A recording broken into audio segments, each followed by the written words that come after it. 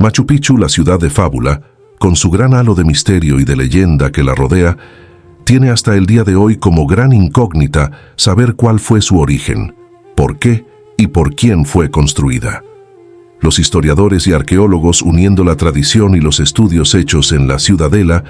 han formulado la teoría más difundida, atribuyendo la construcción del complejo urbano con edificaciones civiles y religiosas de gran lujo, destinadas para miembros de la nobleza del Inca Pachacútec hacia el año 1450,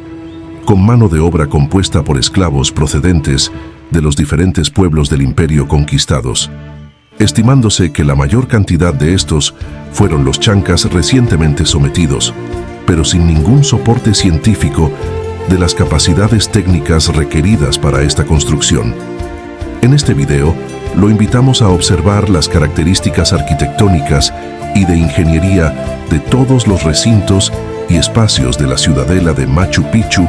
con la visión de otra teoría basada en la tradición oral de la nobleza inca colonial, que atribuye su construcción a sus ancestros aborígenes de una época varios milenios anterior, quienes sí tenían las capacidades técnicas requeridas. La siguiente versión de la historia de Machu Picchu está basada en la tradición oral recogida por Fernando Montesinos, uno de los cronistas españoles, sacerdotes cristianos, eruditos de la corona, posteriores a la primera oleada de clérigos inquisidores que acompañaron a los conquistadores y que se habían inclinado por destruir sorda y ciegamente todo lo que tuviera que ver con la idolatría de los nativos. Estos nuevos cronistas se dedicaron a compilar relatos y explicaciones de los ritos y creencias nativas, atestiguados por los nobles incas que se habían convertido al cristianismo. Al igual que en el caso del diluvio, del que también tomaron testimonios los cronistas, la tradición oral, aunque ha perdido la noción del tiempo transcurrido, ella reafirma las construcciones atribuidas a sus antepasados, quienes sí tenían las capacidades técnicas para ejecutarlos. No sobra advertir que esta versión, considerada por la historia oficial de forma inobjetable como un mito o leyenda, puede servir de base para formular alternativas factibles de acuerdo con nuestro nivel de conocimientos actuales. Montesinos recopiló esa tradición oral en 3 obras escritas entre 1628 y 1642, que fueron publicadas en el siglo XX: Ophir de España, Memorias antiguas, historiales y políticas del Perú y los Anales del Perú. Según esos testimonios, varios milenios antes de que la dinastía incaica fuera destruida por los españoles, había existido un antiguo imperio por el cual habían reinado 62 reyes, de los cuales 16 habían sido semidivinos descendientes de los dioses que habían gobernado antes. Esta primera dinastía de 16 reyes había comenzado con la leyenda de los 4 hermanos Ayar y sus hermanas esposas, fundadores del Cusco, quienes no habían llegado directamente del lago Titicaca, sino de un sitio llamado Tampu Toco. El primer hermano era Pirúa Manco, del mismo nombre del antepasado que había traído a los primeros pobladores de los Andes y de quien proviene el nombre del reino de Perú. Pirúa fue quien encontró el lugar para fundar la ciudad y tuvo un hijo con su hermana al que llamó Manco Cápac, quien fue el que construyó en Cusco el templo del gran dios Viracocha y con quien se dio inicio al antiguo imperio y al comienzo de las crónicas de las dinastías en el Perú.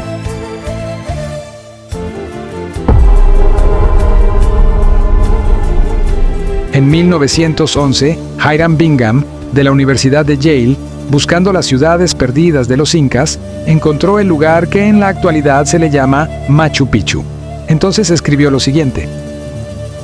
En la estrecha cresta que se extiende entre los 2 picos se encuentran las ruinas de una ciudad inca, cuyo nombre se ha perdido entre las sombras del pasado. Es posible que representen a 2 antiguos lugares: Tampu Toco, el lugar de nacimiento del primer inca, o Vilcabamba Viejo. Bingham no estaba buscando Tampu Toco cuando puso en marcha su primera expedición, pero después de volver una y otra vez y de las exhaustivas excavaciones que se realizaron durante más de 2 décadas, llegó a la conclusión de que Machu Picchu era en realidad la perdida capital provisional del antiguo imperio. Sus descripciones del lugar, que siguen siendo las más completas, se encuentran en sus libros, También es necesario advertir que todos los nombres de espacios y recintos se han vuelto tradicionales a partir de la primera denominación de Bingham, por lo que son considerados actualmente como arbitrarios.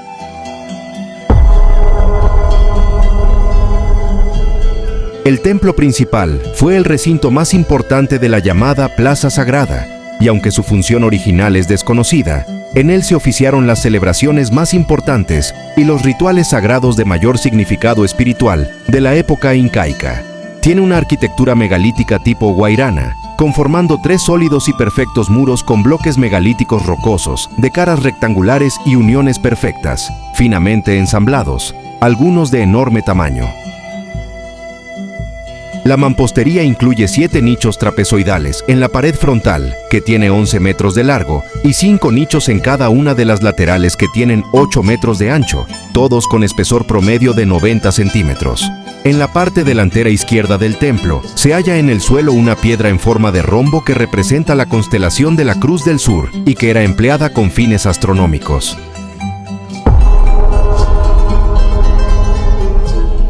Adyacente a la parte posterior izquierda del templo principal, se encuentra una construcción megalítica conocida como la Cámara de los Ornamentos, que algunos con mentalidad cristiana llaman sacristía, cuya función original es desconocida, pero que en época incaica pudo haber sido destinada para oficios del sacerdote, donde se preparaba para los ritos que iba a celebrar.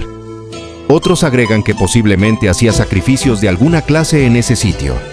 La estructura del recinto presenta un fino trabajo con grandes muros exteriores, levantados con perfectos bloques megalíticos que comparten la misma refinada arquitectura que las otras 2 edificaciones que se hallan en la Plaza Sagrada, y en su interior presenta un fino aparejo con varios nichos muy bien trabajados.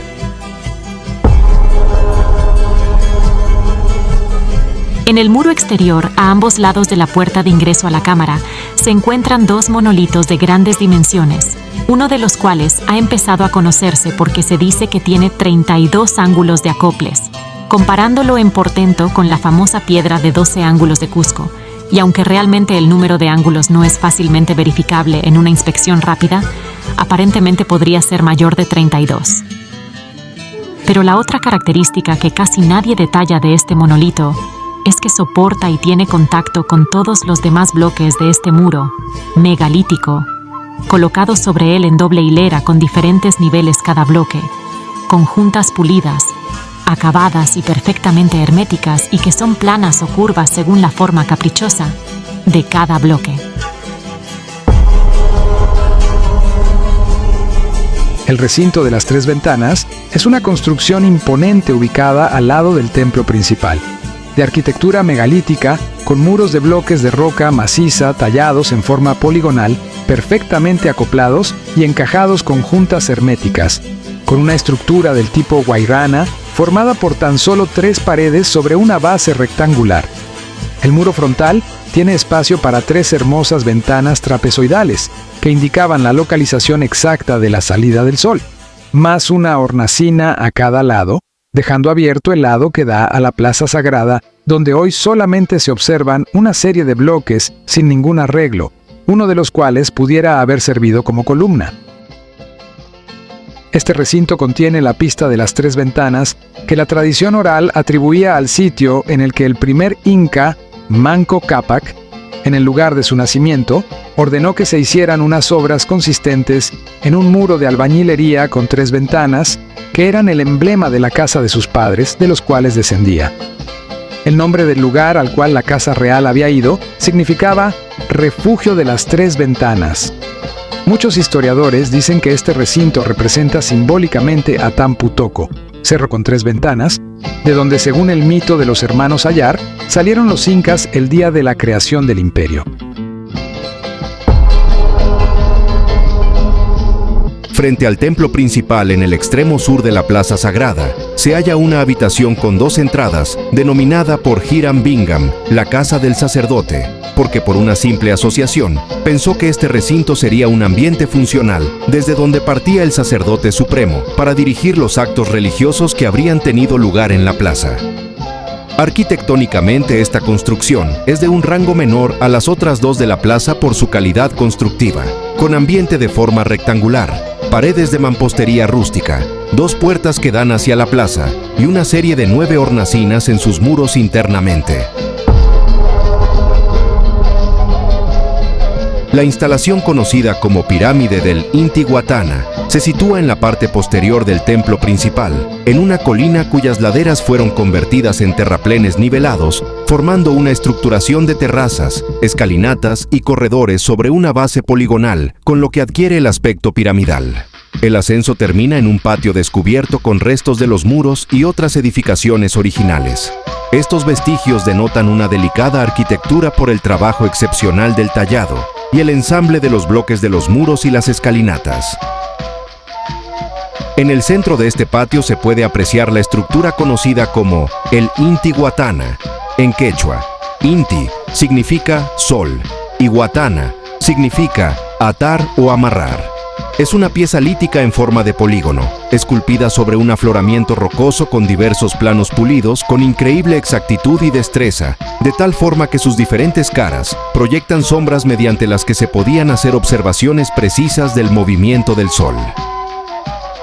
Así podían calcular los solsticios, mediciones del clima y los cambios estacionales, determinar el inicio de las actividades agrícolas durante el año, observar el movimiento de las estrellas y, en general, se habría usado como herramienta de observatorio astronómico. Para los incas cumplía además otra función con un significado más religioso, debido a que su localización le convertía en el perfecto altar para la práctica de rituales sagrados.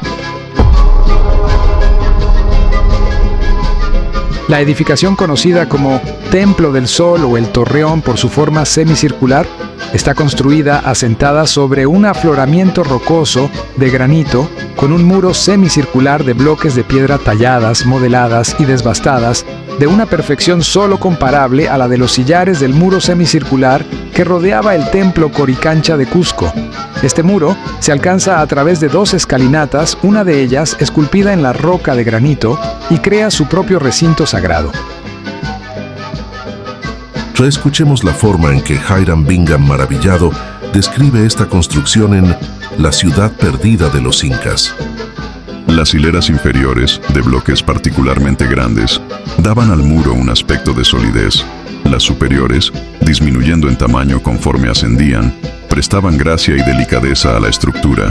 La belleza de las líneas, el arreglo simétrico de los bloques y la gradación de la magnitud de las hileras se combinaban para producir un efecto maravilloso, más suave y grato que aquel de los templos de mármol del Viejo Mundo. Debido a la ausencia de mezcla, no había huecos feos entre los bloques. Parecían haber crecido unidos. Por la belleza del blanco granito, esta estructura sobrepasaba en atractivo a los mejores muros del Cusco que habían maravillado a los viajeros durante 4 siglos. Hay evidencias de que la puerta del recinto tenía un mecanismo de seguridad y contenía toda serie de adornos y decoraciones elaborados con joyas incrustadas y detalles en oro. La función de este recinto parece haber sido la de observatorio astronómico con sus ventanas orientadas de acuerdo con los solsticios. En la parte inferior del mismo afloramiento rocoso de granito del Torreón, se observa un recinto tallado en la roca maciza, que se presenta como una cueva o albergue.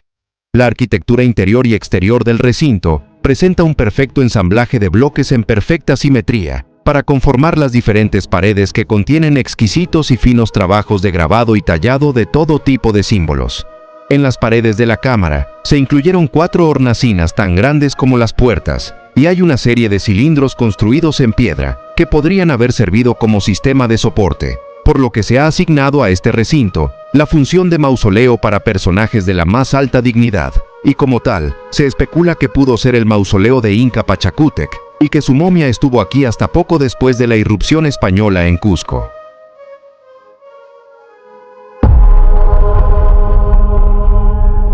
El Palacio Real, o Casa del Inca, es una edificación con amplitud de espacios, distribución de ambientes y calidad arquitectónica, que se caracteriza por tener grandes dinteles de piedra en sus pórticos, un ingreso elegante hacia un vestíbulo o recepción, un patio central de distribución, cercado por 2 habitaciones amplias de fino acabado con hermosos dinteles, y otros 2 recintos pequeños de 3 muros, todos con muros de perfecta mampostería, con techo de pronunciada inclinación.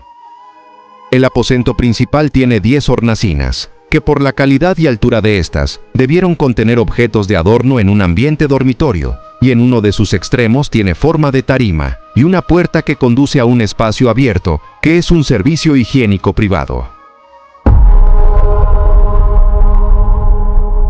Adyacente a la residencia del Inca, se encuentra la escalinata de las fuentes rituales, donde llegan las primeras aguas del sistema hidráulico diseñado para el recinto amurallado de la ciudadela, que traslada agua desde los manantiales a más de 1 kilómetro cerro arriba, donde se hicieron muros permeables para retener y filtrar aguas lluvia hacia los canales de piedra de conducción y distribución a los 16 estanques con fuentes escalonadas, la primera ubicada muy cerca de la residencia del Inca. Cada fuente está cuidadosamente tallada con bloques poligonales, algunos de enormes dimensiones, y rodeada de canaletas labradas en la roca de tal forma que todo el sistema parece atravesar un paisaje de montañas esculpido en piedra, como una presentación del agua como fuente de vida con los pequeños estanques como fuentes de abluciones.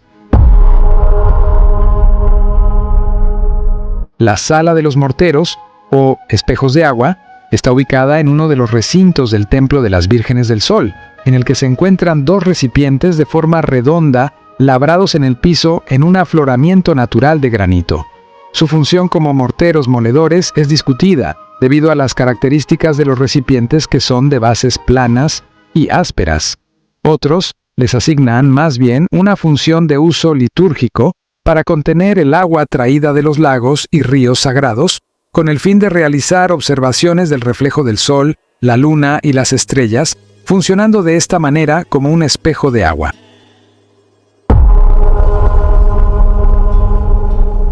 Hacia el nordeste de la plaza principal, hay algunas otras construcciones con paredes de tipo rústico y barro, conocidas como grupo de las 3 puertas o portadas. Es la obra más simétrica y consta de 18 recintos, de los cuales 16 se encuentran dentro de un plan ortogonal y 2 se hallan fuera del conjunto. Incluyen grandes edificios rectangulares y 2 habitaciones contiguas que se combinan de forma armónica alrededor de 3 patios, recintos grandes rectangulares con accesos de doble jamba y 2 habitaciones de 3 muros. La función de estas construcciones y su distribución es incierta, aunque se le atribuyen funciones de talleres, pero aparentemente solo fueron utilizados como habitación, almacenes o alguna otra función solo utilitaria.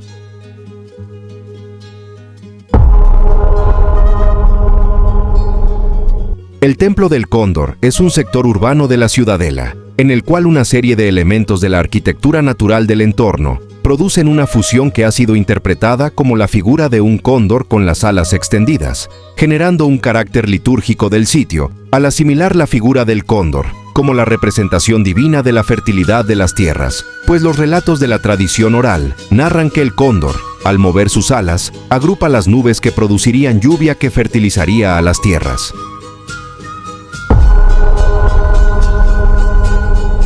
Marcando el extremo norte de la ciudadela y el punto de partida del camino hacia Huayna Picchu, se encuentra el monumento conocido como la Roca Sagrada, un monolito de roca granítica de cara plana, asentada sobre un pedestal de aproximadamente 7 metros de largo por 3 metros de ancho y con una altura máxima de la roca de 3 metros. El carácter sagrado atribuido a la roca se origina en teorías tales como que la forma de su tallado representa a la del cerro cercano de Pumasillo, o que su forma es representación del puma sagrado del mismo cerro. Lo que parece ser cierto es que se utiliza como un hito geográfico, marcando la parte más septentrional de la ciudadela, y que las construcciones guairanas a cada lado albergaban asistentes a ceremonias litúrgicas, allí celebradas posiblemente de adoración a las montañas que actuaban como dioses tutelares.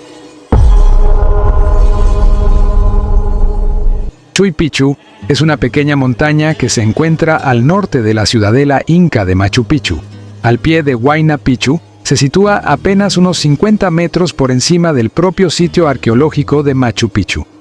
Alberga una pequeña ciudadela con edificaciones con cimientos megalíticos y otros recintos con estructuras megalíticas similares a las de la plaza principal de Machu Picchu, así como también una roca similar a la que orienta la ciudadela hacia el norte.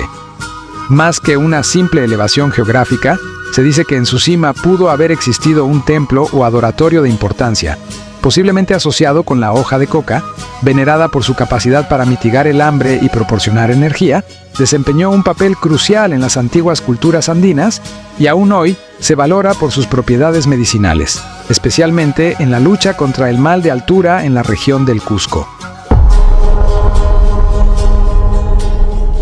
La montaña Huayna Picchu en quechua, significa montaña joven.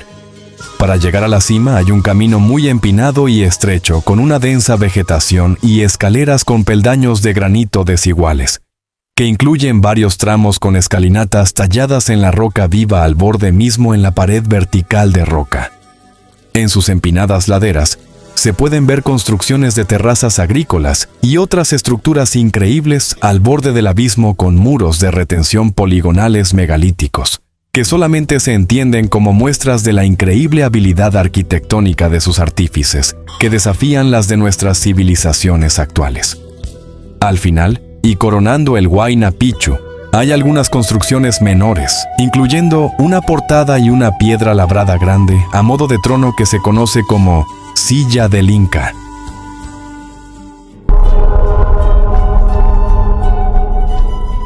La Gran Caverna, llamada popularmente Templo de la Luna, es una de las construcciones más increíbles dentro de Machu Picchu, que se encuentra en la parte posterior del Huayna Picchu, a casi 1 kilómetro desde la cima de la montaña. Una cara abierta de mampostería poligonal, megalítica, finamente tallada, da paso hacia una cueva natural poco profunda, con paredes de mampostería poligonal megalítica, y en el centro destaca una estructura tallada en la roca a manera de trono o de altar ceremonial para hacer sacrificios, según diferentes interpretaciones.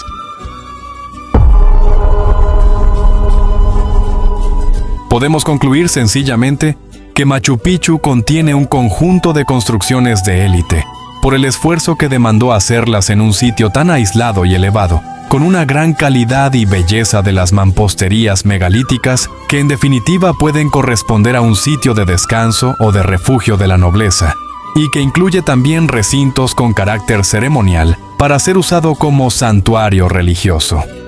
Ambos usos, el de palacio y el de santuario, no habrían sido incompatibles. Pero definitivamente está comprobado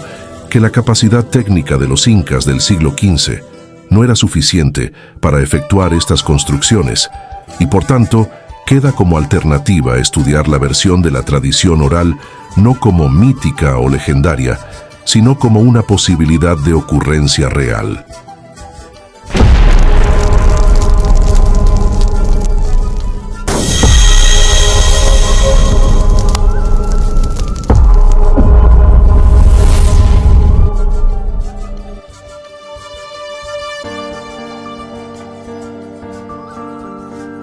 En el próximo video, conozca más detalles arquitectónicos de Rapa Nui, Isla de Pascua, conexión entre dos mundos,